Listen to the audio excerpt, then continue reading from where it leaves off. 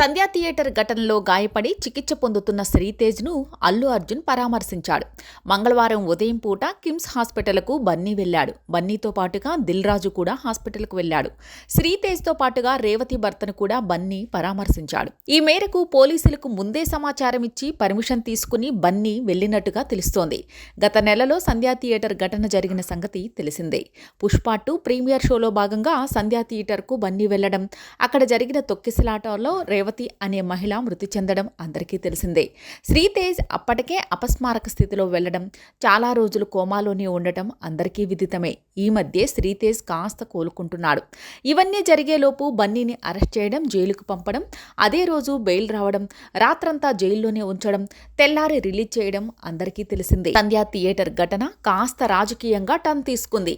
ఈ విషయాన్ని ప్రభుత్వం కూడా చాలా సీరియస్గా తీసుకుంది. అసెంబ్లీలో సైతం ఈ విషయం గురించి సీఎం రేవంత్ రెడ్డి మాట్లాడిన పరిస్థితి ఏర్పడింది. బన్నీ వర్సెస్ తెలంగాణ ప్రభుత్వం అన్నట్టుగా వ్యవహారం నడిచింది.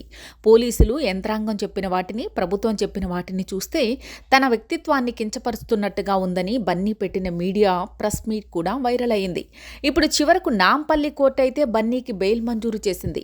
ఇక శ్రీతేజ్ను కలుస్తానని బన్నీ అనడం, వద్దు అని పోలీసులు చెప్పడం, ఒకవేళ వెళ్తే తమకు సమాచారం ఇచ్చి పర్మిషన్ తీసుకుని వెళ్లాలని పోలీసులు చెప్పడం అందరికీ తెలిసిందే.